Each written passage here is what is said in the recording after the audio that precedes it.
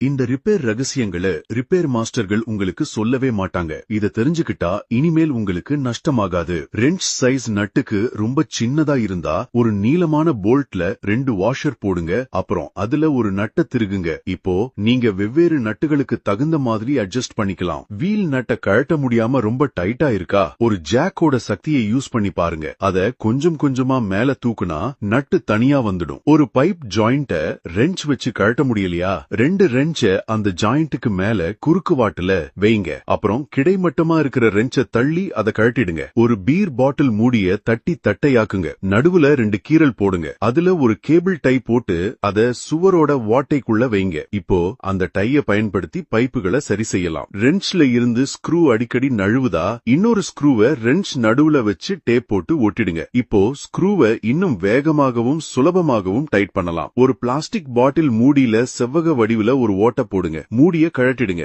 பாட்டில்ல 3 ஒரு பகுதியை வெட்டி அதை ஒரு பிரஷ்ல மாட்டுங்க. அப்புறம் மூடிய நல்லா திருகிடுங்க. இப்போ மேல பெயிண்ட் அடிக்கும் போது கையில ஒட்டாது. ஒரு லைட்டரை வச்சு ஸ்ப்ரிங்க சூடு பண்ணி சிவப்பாக்குங்க. அத பாட்டில் மூடியில ட்ரில் பண்ண ஓட்டைக்குள்ள வைங்க. அதை டைட் பண்ணதுக்கு அப்புறம் மூடிய கழட்டிடுங்க. அப்புறம் ஒரு வாஷர், அதுக்கப்புறம் ஸ்ப்ரிங் இருக்கிற அந்த மூடி, ஒரு ரப்பர் பேட், இதையெல்லாம் ட்ரில் பிட்ல மாட்டுங்க. அப்புறம் பாட்டில்ல பாதி பகுதியை திருகுங்க. இப்படி செஞ்சா சீலிங்ல ட்ரில் பண்ணும்போது தூசி எல்லாம் உள்ள சேகரிச்சுக்கலாம். ஒரு பலூனோட ஒரு பகுதியை வெட்டுங்க. அத ஒரு குட்டி வளையம் மாதிரி திருகி பைப் ஜாயிண்ட்ல வைங்க. இப்போ இது ஒரு வாட்டர் ப்ரூஃப் சீலிங் ரிங் மாதிரி வேலை செய்யும். ஒரு பெரிய பாட்டில் மூடிய ஸ்க்ரூ போட்டு ஒர்க் பெஞ்ச் கீழே டைட் பண்ணுங்க. அதை திருகுனா சின்ன ஸ்க்ரூக்களை வைக்கிறதுக்கு யூஸ் பண்ணலாம். வேலை முடிஞ்சதும் அதை மூடலாம். கரெக்டான டூல் இல்லையா, வீடியோல இருக்கிற மாதிரி பண்ணுங்க. ஒரு ரெஞ்ச் வச்சு ஆணிய வெளியில எடுங்க. திருகு இருக்கிற ஒரு பைப் ஜாயிண்ட் உடைஞ்சு போச்சா, பயப்படாதீங்க. அதுல 2 ஸ்க்ரூவை குறுக்கு வாட்டுல போடுங்க. அப்புறம் 2 ஸ்க்ரூக்கு நடுவுல